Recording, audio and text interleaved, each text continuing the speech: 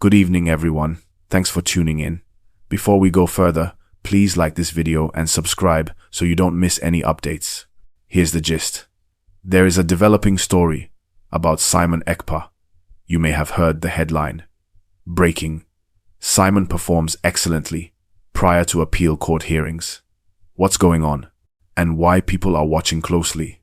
That's what I'll walk you through now. Simon Ekpa is a figure already in the spotlight. He's been convicted in Finland for terrorism-related charges, including incitement, supplying arms to militants, and aggravated tax fraud. The conviction was delivered. But the story doesn't end there. Ekpa has the right to appeal. So now, with the appeal court hearings in view, recent reports and videos suggest that Simon Ekpa and his legal team are performing excellently in their preparations. What does performing excellently mean in this context? It means in pretrial motions, hearings, legal arguments, cross-examinations, they appear confident, well-prepared, and making strong legal presentations. Some online clips even show him going live before judges, staging a public appearance ahead of formal sessions. Now, why does all this matter to Nigerians? Because Ekpa's case is tied to broader issues: secessionist agitation, security in the southeast, sit-at-home orders, community unrest, and how the state handles activism and militancy. Also, people will watch how the appeal court treats evidence, legal technicalities, freedom of speech versus incitement, and whether procedural fairness is upheld. Let me break some key points. Conviction is not yet final. Ekpa has appealed. So even though he was sentenced to 6 years, the appeal court has power to uphold, reduce, or overturn the decision. Strong legal showing may influence judges. If his team demonstrates procedural correctness, good legal precedent arguments, challenges in the original trial, that might sway the appeal court. That's presumably what performing excellently suggests. Public optics matter. Ekpa and his followers will use this to show legitimacy, resilience, maybe rally support. Observers will also use it to critique the state. Does Nigeria respond fairly? Are Nigerians skeptical that a high-profile case will be handled justly? Precedents and comparisons. Many Nigerians will compare this to other politically charged trials.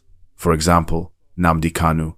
Will the appeal be fair, transparent, timely?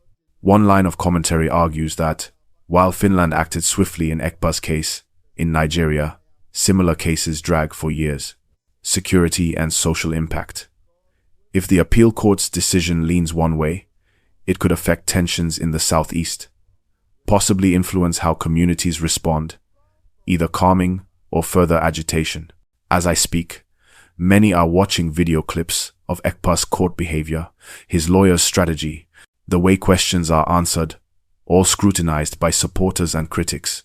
The phrase, "performs excellently," is catchy, but we must see evidence in legal records, transcripts, judgments, not just in media clips or social media hype. So, what should viewers expect going forward? Detailed coverage of the appeal court sessions. What arguments are accepted? What evidence is admitted or rejected? Reaction from government, security agencies, Southeast leadership, civil society. Possible appeals beyond the appeal court, for example, Supreme Court. How this case influences future handling of similar high-profile cases. Meanwhile, I urge you, stay engaged, stay critical, but also be patient. Don't jump to conclusions based on isolated video clips. Follow the legal outcome. Read actual judgments when available. If you're following this story, hit like. Comment your thoughts. Do you believe he is being treated fairly? Do you trust the appeal court? And subscribe so you'll get updates when court judgments are released. We'll be tracking this closely. Let me know in comments if you want me to go deeper into the legal arguments, case history, or follow live when court sits.